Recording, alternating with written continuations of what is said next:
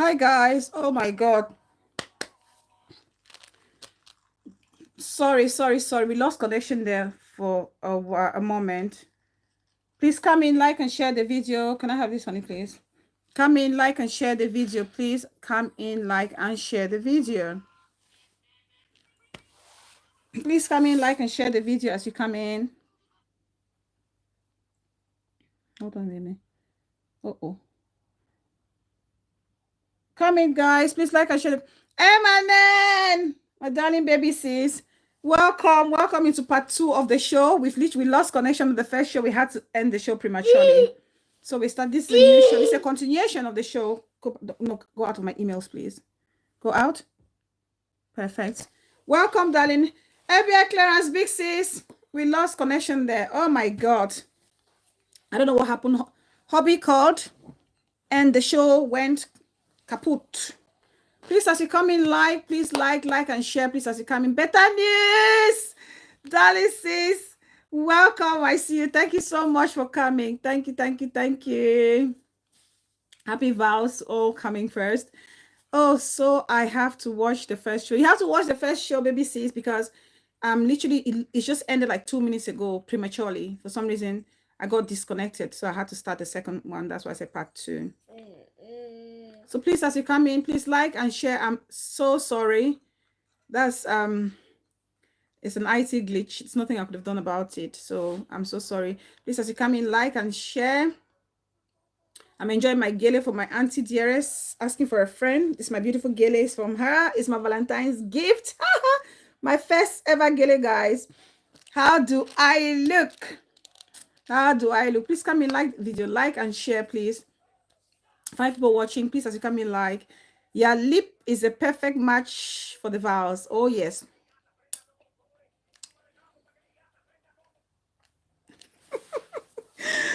Big sis, you won't make me turn fool in front of the camera. Please come in, like the video, guys. Please like and share, Let's carry on from where we ended. It's a shame. It's always really bad when a show just goes. Queen Bridget, thank you so much for signing back in, Muma. Thank you so much. Thanks, Emanen. Thank you so much. Cuckoo, careful. Don't drop my camera. With those your little legs here. Move your legs away. Pull those little legs that look like daddy's one away. Long legs. Go. Move it. Thank you so much. Thank you all so much for joining the second phase. Please come in, like and share, please. Let's just round up the show. We're talking about modern day Christianity and the essence of Godparents. I was almost rounding the Christianity part of it, and I decided, and the thing went off. So we're just going to round it up and then move into the essence of Godparents. Please like the video as you come in, please. Like we're saying, I was talking about Christie's interaction with that man of God on social media. Your gele is gallery. I like that, Boomer. The gele is even my jewelry is from Auntie. I'm asking for a friend. So if you guys want this, she sells them. As you all know, she sells them. You can reach out to her directly or reach out to me. I can connect you guys to get your gele. The gele is galering. Thank you so much, Muma. I like that. So please like and share. So I was narrating the situation for some of you that didn't notice or didn't know about that body shaming situation between Chrissy and the man of God. I've forgotten his name. And what's it, Elijah? Is it Elijah? Prophet Elijah, something like that. And I was saying that my Muma Peace person was disagreeing with me about that, which is fine because people can see differently. And she had a point. She stated that a lot of us back home, as we know, when somebody's curvier, we call them fat. Whereas that is a derogatory term to use, as we all know, as learned people. And I would have given the pastor or the man of God a pass if he himself was a chubby man. If he was saying that you fat let me for you, you say if you fat let me for you, and he was a chubby person or a heavy built person, I would have understood that he's just relating to a Christy, but he wasn't. So why would you say you fat let me? It was irony. You're not fat, you're not chubby, you're not curvy. So why would you say she fat like you? So that was just for me. Move away, baby. I see this camera coming down. Go that way.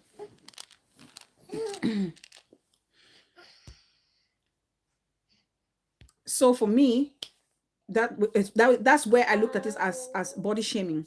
And as I was saying, as a man of God, he should, be more mindful with the words that he's saying. Not saying that you're not my friend. First of all, you're not my friend. You cannot say that as a man of God, because you should be a friend to everybody.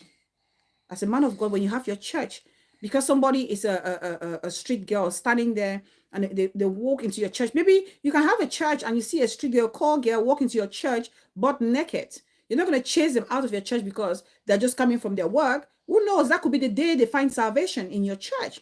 So you're not going to kick them out to say you're not, befitting of the four walls of my church because you're a call girl. No, you can't say that. So why would you even say that to a person who you're having a normal, proper conversation with, which was actually in favor of you as a man of God, for people to respect you? Why would you do that? That for me was a no from a man of God. And I hope he's learned his lesson. I hope he's learned his lesson about that. But knowing that he didn't apologize for the choice of word he used, it's disturbing for me. To me, it's disturbing. I don't know for you watching, but for me, it's disturbing. As a man of God, you should show some sense of humility, taking accountability. You're human, okay? You are human. You make mistakes, but acknowledge those mistakes and apologize and move on. And I was also advising Christy, sometimes when you're with somebody who calls himself a man of God, you have to respect them. Doesn't matter how heated or angry you are. I want to even think that sometimes it's a hormone, because the way she went for him, it was a bit too much. If I were her, first of all, you're pregnant. You have to think about your pregnancy. You don't want any gestational high blood pressure here because a man of God has said you're chubby or you're fat. No, it was uncalled for. She was really, really on edge. Oh, stop that. Can you go out, please? Stop. Go back to your app, please. Thank you.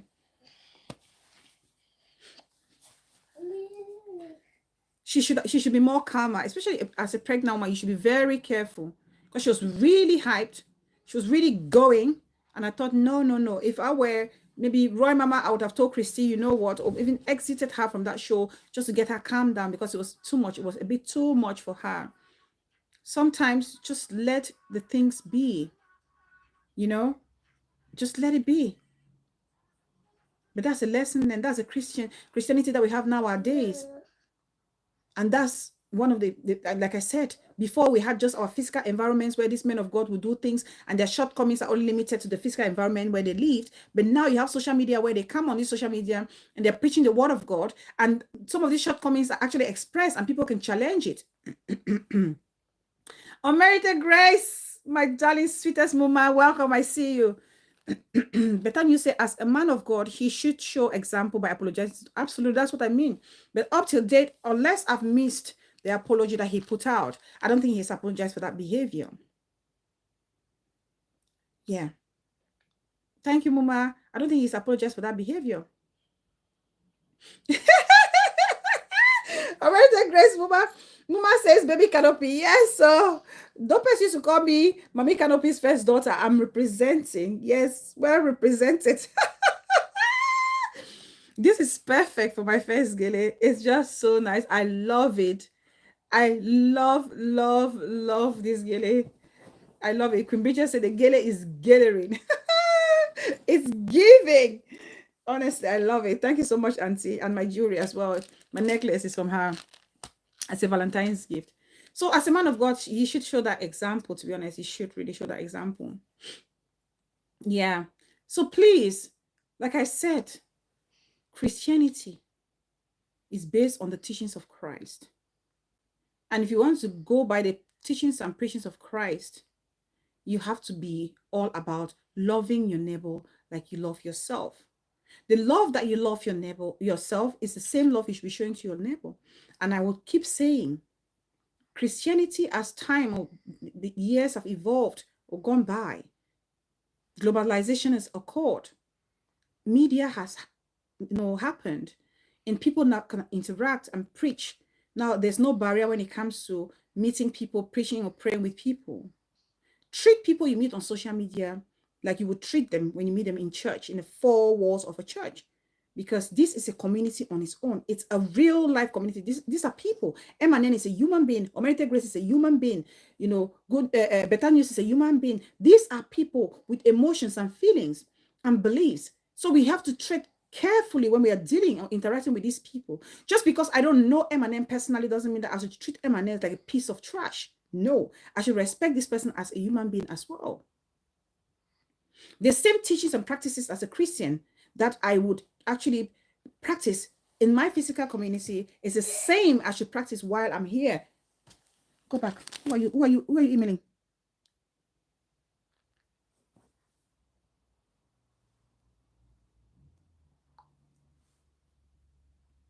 Let me not see you on my messenger. Don't do that. Just because you don't know these people physically doesn't mean you treat them any less. These are human beings. And as a man of God, just because you don't know me as a member of your church, but I'm a human being, I'm of this community, I'm of this world. So if anything, social media space has even given us ample opportunity to reach out to people that we couldn't reach before. Back in the days, you know how missionaries used to trek for days, for months to get to Christian. Back in womb, people used to live barefoot. And my late grandpa was a catechist, and my grandma tells me the story how my late grandpa would trek for weeks without roads to get to Christians. But now media is there. Why don't we even celebrate the opportunity of reaching more people so easily and conveniently at the comfort of our homes? You light your camera as a man of God. You want to win more souls to heaven, into heaven. So what do? You lead by example. You preach to those people like you're preaching to the people in your own church, in the four walls, the physical church. And if you're a sister or a brother, I don't need to know you as a choir member or as a Eucharistic minister in my church. The way I would treat that choir member and a Eucharistic minister in my church is the same way I'm going to treat you, Support Picking. It's the same way I want to treat you, Queen Bridget. Because this is a community. This is a community. The Bible says, respect your elders so that your days on earth should be increased. The Bible says, elder, lead the younger ones by example.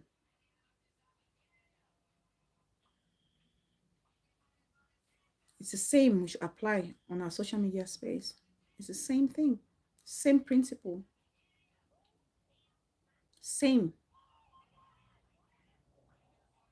And if you're a leader, please go by the teachings of Christ. A lot of these religious leaders have been swayed by money, financial gains. They've forgotten about the core foundation of Christianity, which is surrounded by the birth and death of Christ, the teachings that Christ left us with. All the focusing about now is the financial gain. What is in it for me? And that's why a lot of them can find themselves so easily swayed away into this, layman's world, doing certain things or saying certain things on social media, not realizing that this same social media, you still be looked at or judged like you would be judged in your own four walls of your physical church, because these are human beings, these are Christians. People pray every day. Back in the days, you had churches maybe just once a week. For some people, like living right in the suburbs, some people are lucky to have church every day, every morning. But now, anytime, any minute, any second, if you light your camera, go to YouTube now, go to Facebook. There is a Christian channel going on right now. People can reach out. And so there are people seeking for solace, people looking to commune with other people, to celebrate with other people. So we have to show them an open arm, a welcoming arm, make them feel welcome on whichever platform they find themselves on.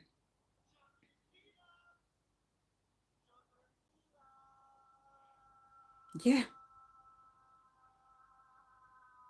And as Christians, please don't be short-sighted. Don't be afraid to ask those questions.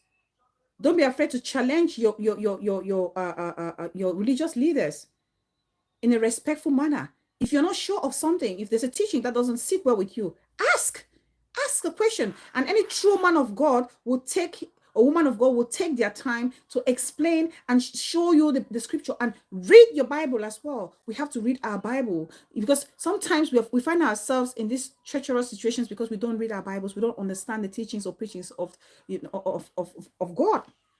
And so it's easy for us to be persuaded or manipulated by some fake men of God or fake women of God or some fake religious figures.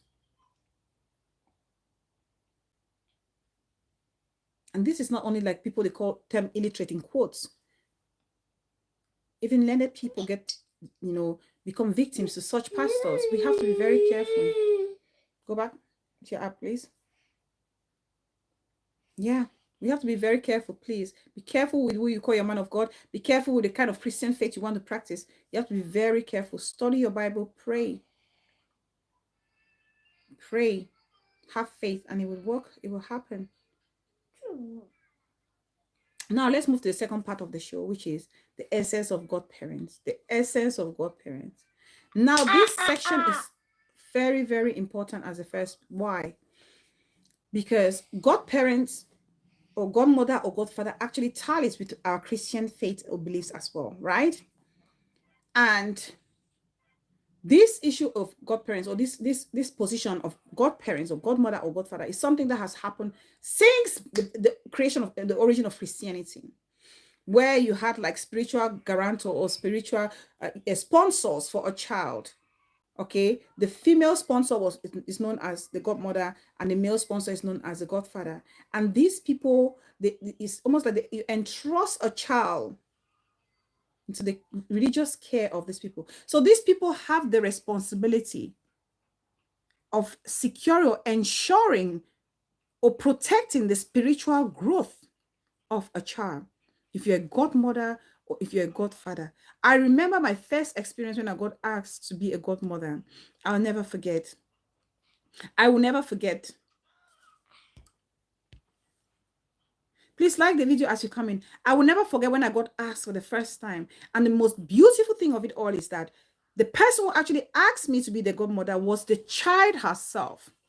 It wasn't even the parent, but she had discussed it with the parent, with her mom. But I didn't know. It was only after I accepted that the mom began to tell me that this child had actually drawn her attention to me. I think maybe she was 10 years of age, 10, 11. Yeah, 10, 11 at that time. Queenie, my goddaughter, very pretty girl, ebony black, beautiful. I remember sitting in church after Sunday Mass and going out. And I felt a little touch, like this tiny fingers touching me, tapping me on my waistline. And I turned, I was like, hello. And I see this beautiful, chubby little girl. And she said to me, good morning, mommy. And I said, good morning. I didn't know her. But of course she knew me because she's probably paying attention. She's been paying attention. And I said, how are you? She said, she's fine. I said, how was church today? She said, good. I said, did you listen to the gospel? She said, yes. And she said to me, mommy, I want to ask you if you can be my godmother. I was like, what? I was like, at no point had ever occurred to me like godmother situation. It never occurred to me. And when Queenie said to me, I didn't know her name. It's only when she said, I would like for you to be my godmother. And it was like, what just happened? And she said, will you be my godmother, please? I did not hesitate. I did not hesitate for once. The first question I asked her, I said, what's your name? She said, Queen. Her auntie is actually her auntie. Her auntie is Kamejis TV. Queenie, her auntie is Kamejis TV. So that's what some of the link we have. I have a Kamejis TV. But the father, she's my big sis before, because I knew her before Queenie. So I said, what's your name? She said, she mentioned her name. And I said to her, where's your mom? I said, where's your mom? She mentioned the mom's name. And of course I know the mom. The mom is a friend to my elder sister. I know the mother. Sit down. Sit properly. And I smiled. I was overjoyed. I was so happy. It was like a privilege.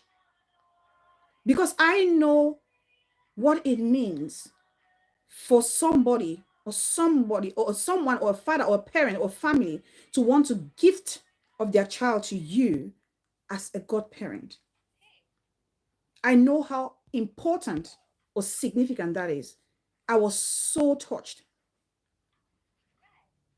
And I said, where is your mom? And she pointed, her mom was standing, not so far away. And she was just smiling because the mom actually asked her to go ask me. And I turned and I saw her mom. Her mom waved. She was smiling and she walked towards me. And I came and I greeted her. I call her auntie. I greeted her. And she said, ever since her daughter set eyes on me, she'd been telling her mother, I want that mommy to be my godmother. I want that mommy to be my godmother. And so the mother said, you know what? She given up. She knows me. She knows my family. She knows my sister. And for her, she had no reservation when it came to me being that child's godmother. And that's how I had my first goddaughter. And when I took on that position, I discussed this with my mother because I was slightly younger then. Okay, that was like maybe 15 or 16. No, that was like maybe 16 years. About 16 years ago. About 16 years ago. So I discussed with my mother, and I'm from a very strong Christian background. Okay, my mom being a head in the CWA for years. Ever growing up, I saw my mom as a leader in the CWA. My grandpa being a catechist. My family is so much into church. Now I discussed with my mom, so I explained to my mom, how happy I was, and my mom was trying to also, reinforce the importance of a godparent. As a godparent, you have to make sure that child is of practicing faith. That child needs to live to fear and respect God. That child needs to represent, be of example in her community, because if that child fails, you fail. You stand or sit in for that child if the parents, or if that child is actually orphan. It's a huge responsibility. As much as I was happy, my mom had to, hammer home so hard for me to understand the importance of being a godmother. Oh, big sis Zion Fred. So nice to see you, my darling big sis. I hope you're feeling a lot better now. Thank you so much for coming. Please like the video as you come in. And that's how I became a godmother. I knew that family. That family knew our family. Shana Yok. Thank you so much, darling sis. Thank you so much. Thank you. I knew that family. That family knew me. I didn't just know my goddaughter because I didn't know that auntie had that little girl. And we had that relationship. Okay, we have that relationship. And I knew of my responsibility. I know I know what is expected of me as a godmother. I knew then, as a young Christian lady. And I made sure that I was present in the life of that child. Your godchild is like your child. Literally, she was like my first child. Because I had that responsibility spiritually. I'm not a legal guardian to that child. I'm a spiritual guardian to that child. Even if the parents are failing, I have to step in to make sure that child is okay. It's a God-fearing one.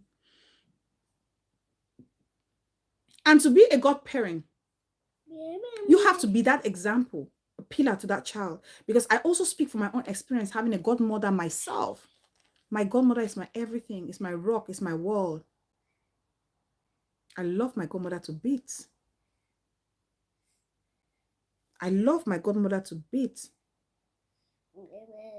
The things that my godmother has done for me, I always say it. My mother knows. They don't joke. Nobody plays with my godmother when it comes to my godmother. My godmother, the kids are like my sister. We are like sisters. And the boys are like my brothers. The family that my mom chose to be like my spiritual guardian, I will forever thank my mother. Because when I look at that family, it's befitting of me being their goddaughter. Because I know that this family will always lead me spiritually, will always take me closer to God. And my godmother has always done that. She's always fulfilled her responsibility. She's always made sure when I was getting married, she was there. She was there with me during my marital counseling. They were going for preparatory service of getting married. My godmother was there. For my confirmation preparatory process, my godmother was there for me. She has been standing for me through every religious rite in church. My godma has been there.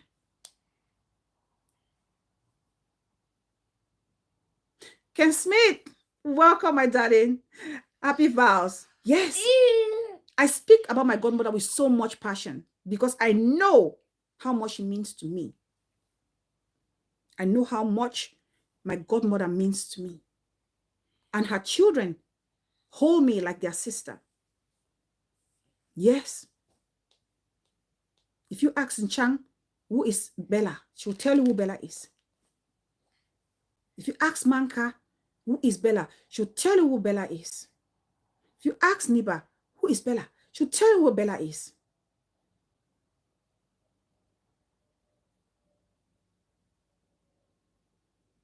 Yes. That's a spiritual mother. That's a godmother.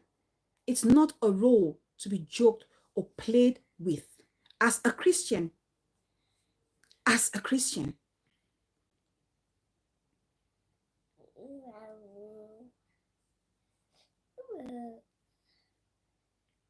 cannot go for a month without talking to my godmother. When I arrive home, my godmother is one of the first to stand there to welcome me. Yes. And the family, when you look at my godmother, the family, when my godfather is of late now, the way they live their life, a small, happy family. I'm so proud to be part of that family. And when you are gifting your child to somebody to become a godmother or a godfather to that child, you have to think. It's not just about the name. And this still tallies with the modern Christianity that I'm talking about, or I've talked in the first part. Please, if you're just joining this show, this is part 2, because unfortunately, the first part, we got signed out prematurely. Watch part 2. Watch part 1. Modern day Christianity is twisting the whole essence of godparents. With modern day society, people are now choosing godparents based on societal status, based on financial strength, mortgaging the spiritual well-being of your child. People don't understand the essence of godparents anymore. And that's why people can joke with this position as if it's not significant in the life of a child.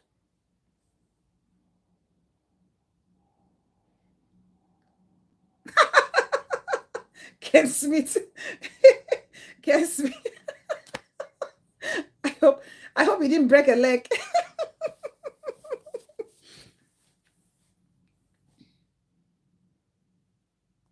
Yes. Go out my email, honey, please. Stop.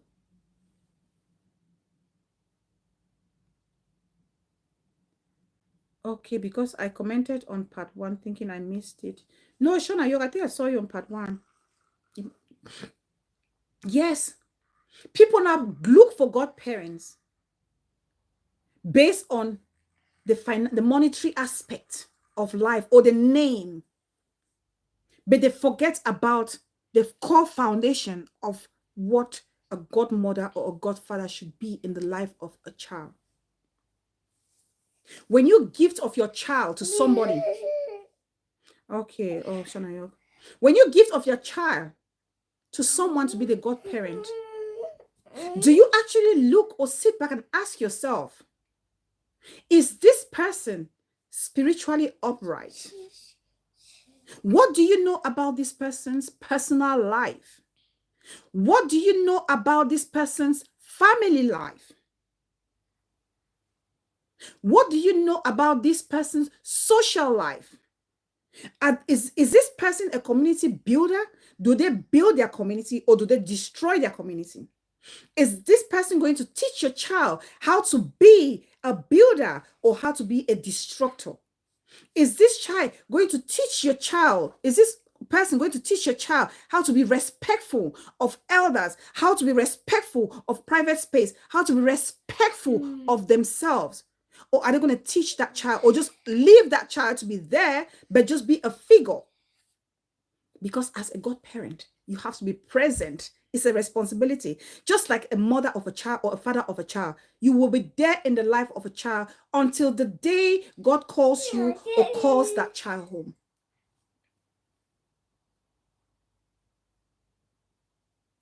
Yes.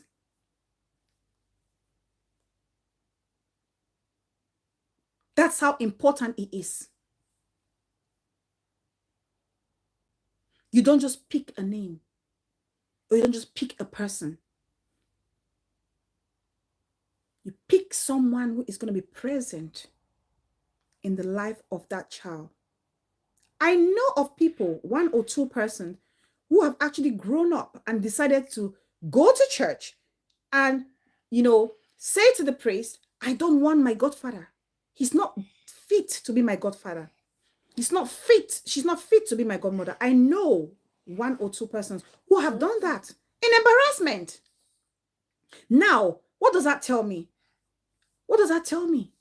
That as a parent, you failed to do your proper checks, your due diligence to make sure that the person you're handing your child to was somebody that was God-fearing, was somebody that was going to take your child, hold their hands, and lead them in the ways of Christ.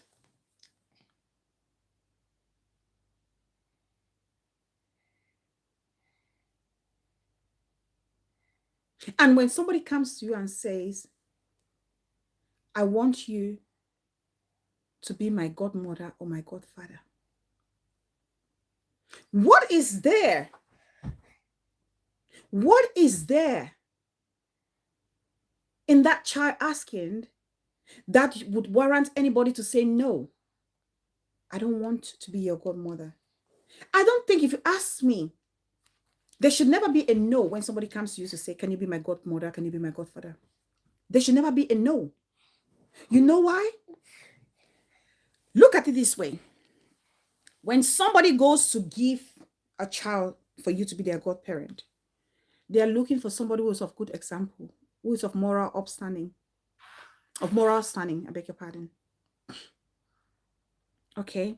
But the reverse is true of you accepting to be the godparent. Why? It doesn't matter if the child that they're coming to present to you is of a family with lack of any moral standing. Because trust me,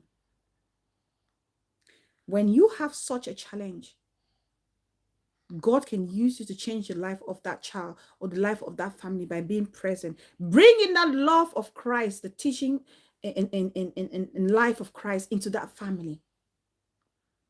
And you will be respected as a good godparent, a good godmother, a good father, based on the impact you have in the life of that child, the changes that you bring in the life of that child. And these changes has nothing to do with financial. It's more spiritual. It's more of the involvement of that child.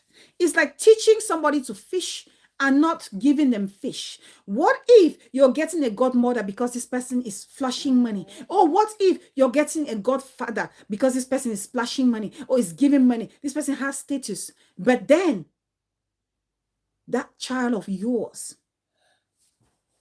is left hollow spiritually. What then becomes of that child when that godfather or godmother is no longer there? It's the same thing in practical life. Those people will get into jobs because they knew they have a godfather or godmother in the different sectors. Those people will get into those jobs.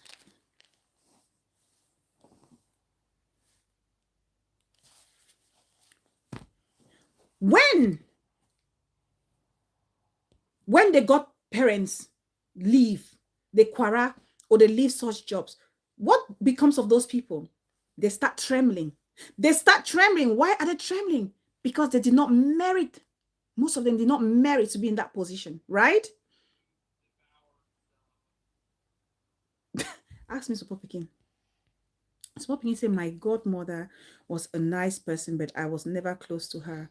First of all, I didn't choose her. My mom did. Secondly, she was way too old, and that I wasn't even comfortable going closer to her. Which is a shame, Super Pikin. Which is a shame, because being a godparent should not have, to me, it shouldn't have any age limit. You shouldn't feel bad that your godmother is old. It shouldn't have any age limit. It shouldn't. Because it doesn't matter the number of it. Somebody can come to your life, Super Pikin, just for a day and change your life forever for the betterment of it. Somebody can come and touch your life just for a day. What about people who get younger godparents? Those younger godparents can still end up exiting this world even before you know, or you as a godchild is aware of anything around you. So for me, it's not necessarily about the age. It's about the spiritual standing of the person. It's about the caliber of person you're handing your child to as a godmother. Yeah. Or a godfather. Yes. Please, can we like the video? If you're watching quietly from the back, please, can you do me a favor and like the video? Yes.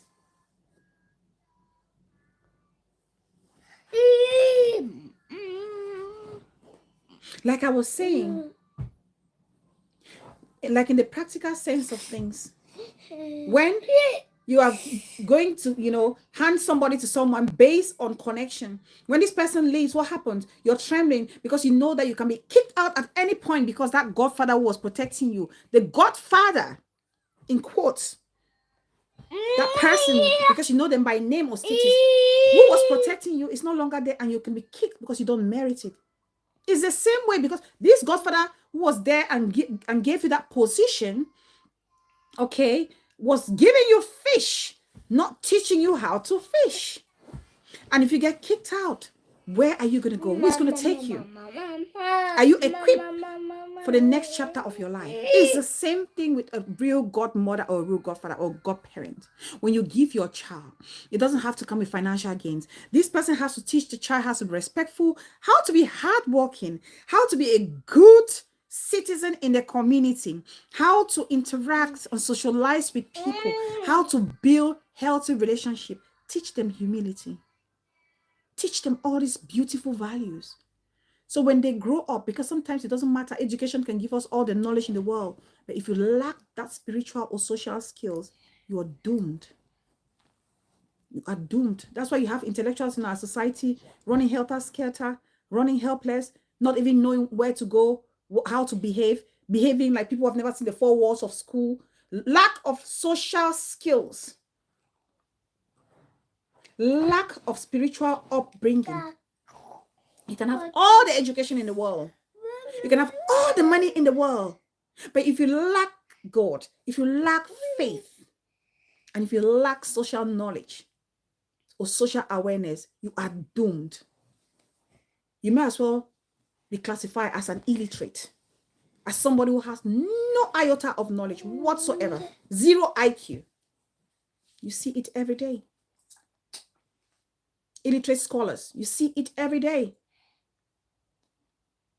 You see somebody of high status behavior and you think, oh my God, are they actually who they're saying they are?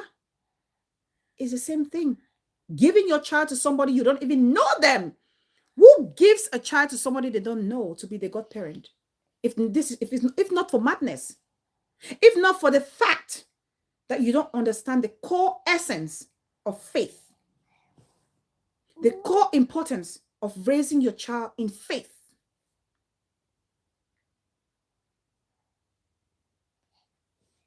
And then you blame this child for growing up and changing their godparents.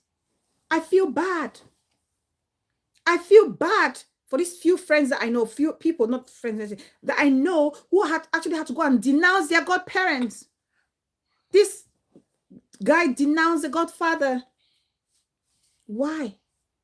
Because it's not that this person's character changed overnight. This person that was denounced, people know them. They've always been like that. They drink, they get drunk, they are promiscuous, they're very flippant, they're disrespectful, but because they had a name in society, the father of this person that I know decided to, the parents of this person that I know decided to hand their child to them as a godfather. And what happened? He was never in the life of this child. He was never present. He was never there. He was not there spiritually to help and guide this guy. And this guy grew up to meet the godfather in that same, behaving in the same manner. It doesn't matter. And I respect this person because he didn't think about the money or the class, knowing that, oh, my godfather is this person, is so and so. No, he thought about his own image. How does that represent? Like I say, my godmother is my all. I'm so proud of my godmother. I'll point her, I'll cherish her, I'll hold her, I'll sing her name anywhere, everywhere in the world, confidently that that's my godmother, because I know the caliber of woman that she is. Can you do the same about your own godmother or the godparents of your child? Can you do the same? It's a question that we need to ask ourselves as parents. Can you do the same?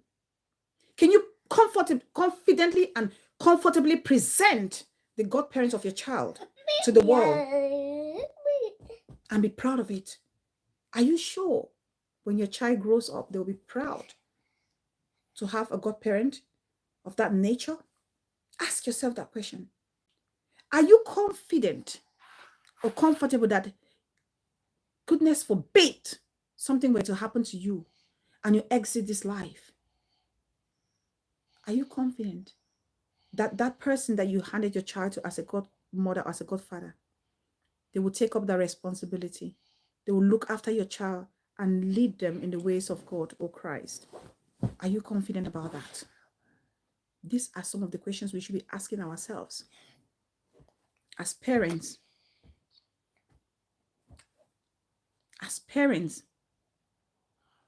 we want to hand our kids to people. I remember when we had to decide the godparents of co-hosts. Okay, it was, for me, it was very easy because my husband and I, we knew who the godmother was going to be, like that. Okay, we already knew. It was a godfather. It was my hobby's friend. I did not know him that much, but I had to make my checks. As a mother, it's my responsibility to make the checks. Make the checks to make sure that that person is befitting of your child as a godparent. And I had to do my findings. And I was happy for him, for my my hobby's colleague and friend, to be co-host godfather. And I'm glad I did, because he's a great guy, a great man, God-fearing, loving, caring, always calling to check. Yes. And I remember there's this part. Oh, God bless him, memory part Tamanji. For those of you who are in Ivemoko know part Tamanji. He sadly is no longer with us. He was a great man. He was a godfather of my niece. This man is an example. Stop mimicking me. Can you go back to your app, please? Was a great example of a godfather. Yes, he was a great example of a godfather. Stop. Why are you doing that?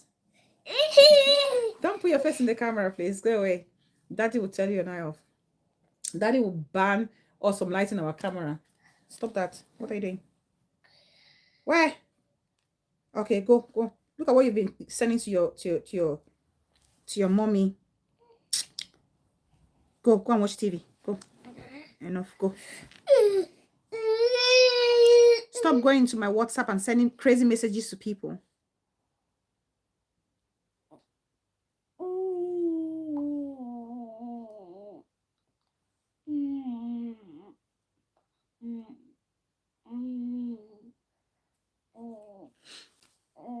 Please like the video.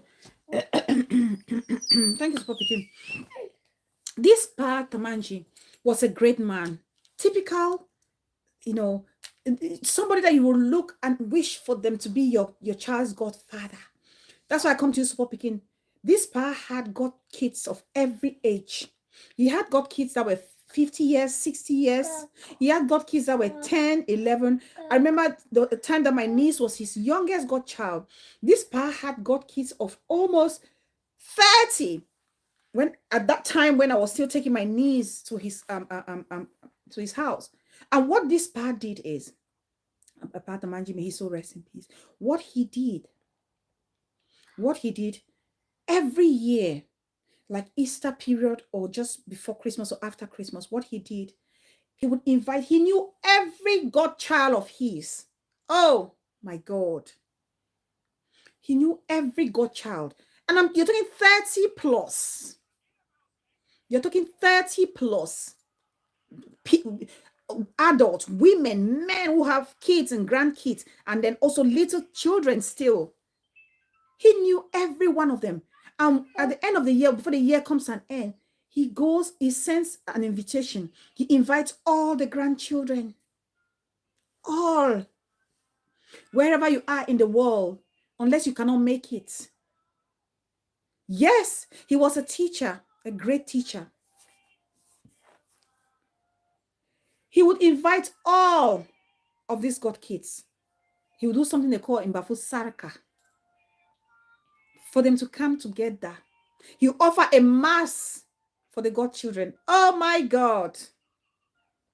That's what you call godparents. People who know the essence. Thank you, peace person, Mama. Thank you. It's more than the tithes that the pastors or bishops or priests are asking. He will offer mass for these kids. For them, that Sunday will be for just these God kids. They will sing. They will go up. They will do the readings. They will do the everything in church. After that, there will be a big dinner or lunch or feast at his place. These kids will get to meet each other. You greet your brother. He had all sorts. He had special needs, God children with special needs. He had doctors. He had farmers. He had all category of God children. It was beautiful. I always, I was envious of those God children. These are some of the characteristics of a godparent. People who want to bring people together. Somebody who brings people together and not somebody who scatters.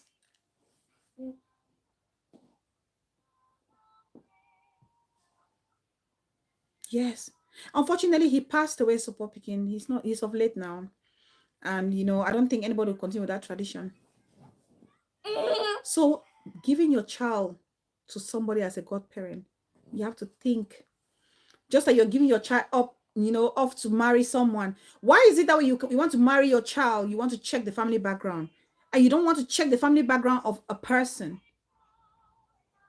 when your child is very young, which is the foundation, that's the essence, that's a core period in the life of your child, where it's important to make sure you're handing your child to the right person, because this person has to build that great foundation for your child. If you can check the background of people when your child wants to get married, why can you not do that when the child is a baby? And that's the most fragile period in the life of a child, when it has to do with their upbringing. So we have to be very careful. This person said he's like my dad. My dad had countless numbers of godchildren. Some even lived with us. Wow, you see, yes, it's like my mom as well. My dad not so much. My mom has, my God, my mom has godchildren. And every time mom will say, oh, you remember this, my goddaughter, she's getting married in Kumba. You remember this, my godson, he's getting married, so I'm have to go and walk him to the altar. I was like, mom, it's never ending. It's never ending. It's never ending.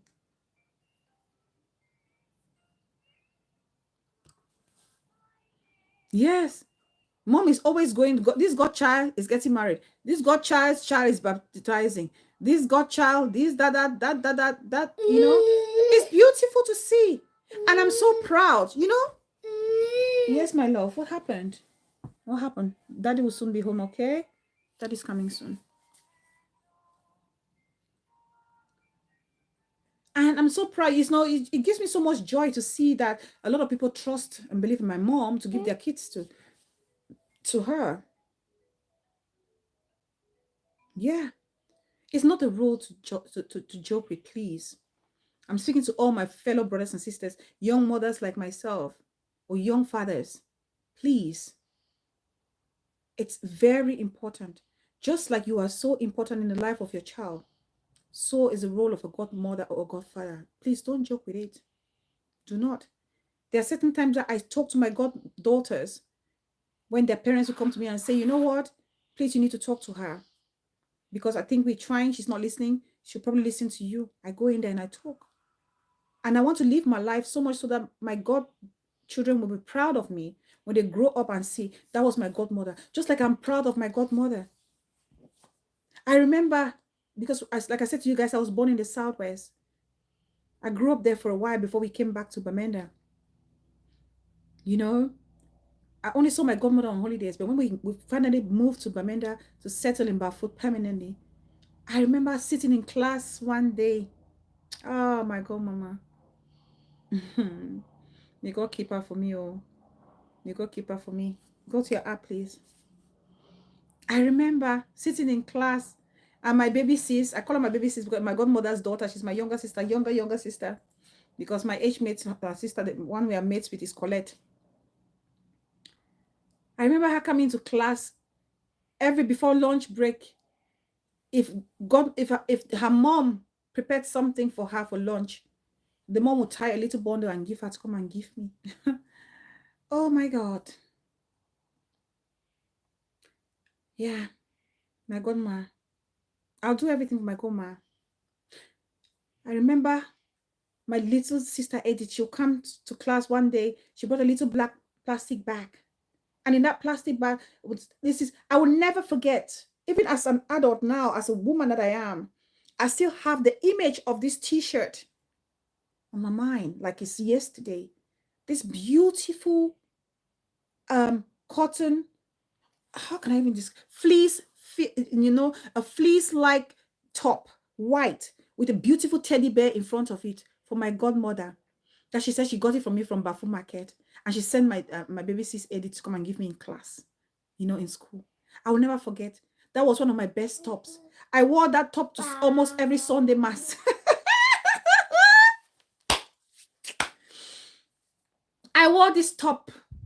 This top, it was not clean on Saturday night. I will wash it, squeeze it with towel, and use iron to iron it and make sure it's dry for me to wear it to church. That's how much I love this top my godma gave me. My godma, soft-spoken. You don't hear her speak unless it's absolutely necessary.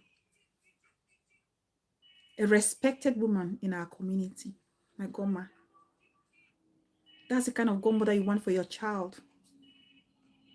When you, as a parent, you're falling short of your spiritual faith, they step in. They step in. This person says, "What begin? My papa did do too much. We will go hungry at home, and dad will take his last 20K to his godfather." That's a real godfather. But I'm proud because two now are like my blood. You see? Yeah, they'll take care of him. You see? My godmother died when I was young, but I remember that she bought my Christmas dress one Christmas. You see?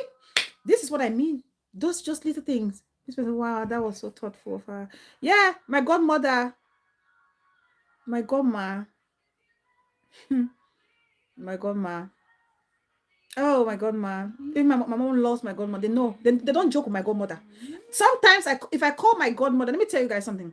If I ring my godmother's phone and it doesn't ring, and I ring my mom's phone, it rings.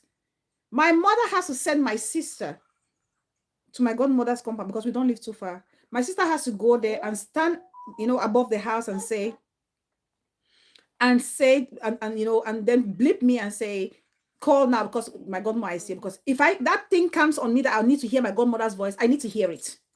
So my sister has to take the phone, walk like maybe, 8 minutes, go to my godmother and say your daughter wants to call and talk to you. And godmother will come up and will move to an area where there's a reception, and I talk to my godmother and I have my peace of mind. That's how close I am with my godmother. That's how important she is in my life. Sometimes when I'm low in spirit, I'm having a down moment, I want to talk to my godmother because she will light up my heart. She'll light up my spirit. Just babe say, I don't have godparents.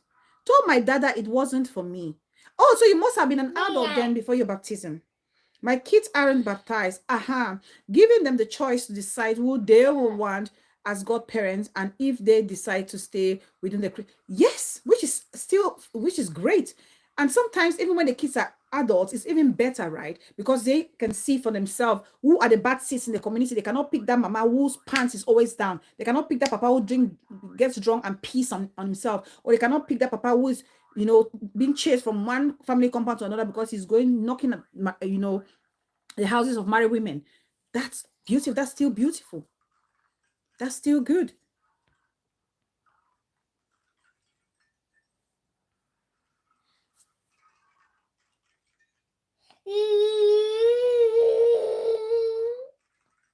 This person, parents now parents are now as scammers. Yes, it's so important. It's so important. This is a role we don't joke with. This role as a spiritual guardian, think about it. Think about it. A godparent is the spiritual guardian or custodian to your child.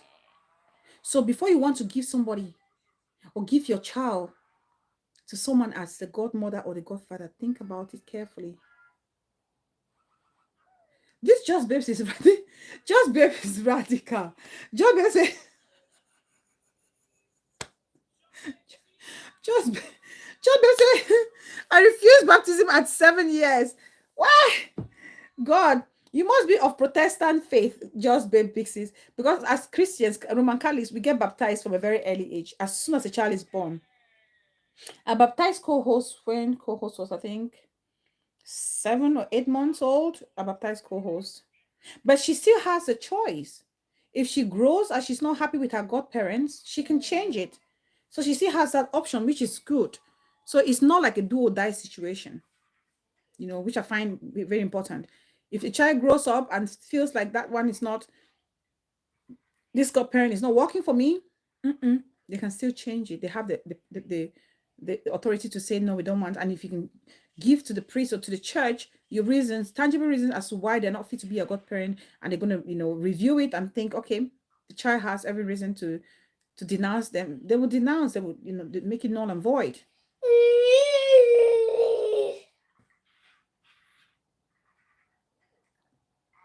Make it null and void. So please, let's be very careful. We've had, 2 important lessons today.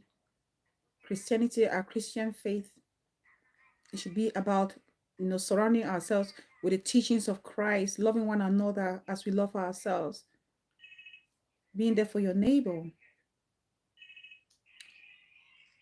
And we talked about the essence of a godparent, choosing a godparent, making sure, if you can worry about who your daughter or son is going to get married to, worry about who you're giving your child to as a godmother or godfather. It's very important. And before the show started in the part 1, which we ended up prematurely, I talked about the importance of us Anglophone Cameroonians, waking up and realizing that this thing is not working for us anymore. We are suffering. This political instability is killing us. It's not of any benefit to us. It's draining us. It's draining us. The people, the Francophones, are living their lives as if nothing is happening. We're dying every day. People quarrel every day. Kids don't go to school. The future of tomorrow, which we want to guarantee, we're destroying, because if kids cannot go to school, so who are going to be the leaders of tomorrow? And if we have to think about changing our perception now, we have to change it now. Because like I said, the process of disarmament is not an easy task. Because you have all those arms hidden in places, and to get rid of them will be very tough. And that's why my big sis, that's what they say on social media, go to places where you can, your mind, your thoughts. Go to platforms where your thoughts can be provoked positively, where people can make you think, give you insightful write-ups. People can provoke like positive thoughts, intellectual, positive, debatable discussions. And I read this thing from one of my big sis. Miss Ray, I need to read this. It's very important. Sorry. Can I have this one? Just quickly, okay? I'm going to read this quickly. I need to read this. You want your juice? Get juice, okay? Kids always get a good reason. She wants biscuit. Good. Kids always get a good reason for choosing godparents, and it's always because they admire the person for a particular reason. But as a parent, you have to guide your child on the godparent. It doesn't matter. A child probably see Auntie Bella with a beautiful gele and want Auntie Bella to be the godmother. But this beautiful gele, is this gele a destructive gele or gele to build the community? So if your child likes Auntie Bella because Auntie Bella dresses so nicely, you're not gonna just allow it because that's what your child wants to be, who your child wants to be the godmother. No. We have to be very careful. Sit down, honey, please. You cannot be in the camera. Your daddy will tell us off. So like I was saying, with regards to us building our communities as Anglophones, it's okay. I need to finish this. This is something I came across and I asked permission from my auntie on Facebook, Amana Kelly. Sure, her write-ups are out of this world. I go to her page every day just to see what she's written. Sometimes she's on the show and I asked her permission to actually come and read this here for all of us to listen. Where is it? So she writes, that's my Danny Big Sis Amana Kelly. She writes, really interesting ways to look at the world and how your place in it will be. If you start to understand who you really are, this message is for us Cameroonians, especially for us Anglophone Cameroonians, please. If you start to understand who you really are as a creator and not a victim, there is a wall of change in front of you. Viewing yourself as a creator rather than a victim can be a transformative perspective shift. It empowers you to take control of your life, recognizing your agency in shaping your experiences and the world around you. Recognizing yourself as a creator means acknowledging the power of choice in every situation. Instead of feeling helpless or controlled by circumstances, you see opportunities to make intentional decisions that align with your values and your goals. By shifting from a victim mentality to a creator mindset, you can unlock your full potential and create a life filled with purpose, fulfillment, and meaningful connections. This is what she writes. And I feel this is powerful. And this is what a lot of us Africans are facing. Yes. Yes, our situation is not the best. We have poor governance. But what do we do? What should we do? As we sit and we complain, let's act on it. Let's act on it. We are tired. We have suffered a lot as Anglophone Cameroonians. And this thing is not going anywhere. Please, sometimes, if it's not coming from the government, what are we doing ourselves to get it better for ourselves? Do something. Be creative. Be innovative. Don't just sit there, fold your hands and wait for manna to fall from heaven. Don't just feel sorry for yourself. Do something. Farming. And now, look at the way things are. People are even scared to go and cultivate. So please, let's wake up and change our mindset. Change our mindset to help ourselves and help our people back home. So I really want to thank everybody. I think it's been an amazing show, even though we had a premature end of the first part of it. So thank you, everybody. I hope we can take home something today. I shared my experience of being a godmother and the essence of being a godmother. And I also talked about our modern day Christianity and how this has literally evolved over time, especially negatively, and how we should actually look at it and how we can better our Christian faith. It's very important. So I really want to thank everybody for joining me today. I know it's been a minute since I came and showed my beautiful face on camera. Okay, I know it's been a minute. Thank you, Unmerited Grace, my sweetest mama. I really appreciate you all so much. I really do. I really do. I love you guys so much. And thank you all for always making this show so interactive. Thank you. I couldn't ask for a better audience. So thank you all so much. Let's keep loving ourselves. Okay. Let's keep loving ourselves. Let's keep making the right decision, conscious decisions as always. Especially when it has to do with our kids. Don't joke with them. Don't joke with your kids. Don't mortgage the life of your child. Thank you so much, Sharon M. Thank you, darling sis. Don't mortgage the future of your child for selfish reasons. And treat each and everyone with love, kindness, and respect. Okay. So thank you, everybody. I appreciate you all so much. Just babe, big sis. Thank you so much for coming. Unmerited Grace, my sweet woman. So Poppy King, the great of grace. My most conventional sis of them all. Peace person. My number one mama. Thank you so much. I appreciate you so much. Queen Bridget, my darling. Thank you so much. I don't go Lily, my sweet bosom big sis. I appreciate you. Sean Ayok. Kayati Sage, my dad died. Oh, I'm so sorry you lost your dad. My condolences, darling. Okay. I appreciate you. Who have I not given a shout out to? M&N, better news. Oh, Ken Smith. Ken Smith said they fell off from the window, but they broke their knee just a little bit.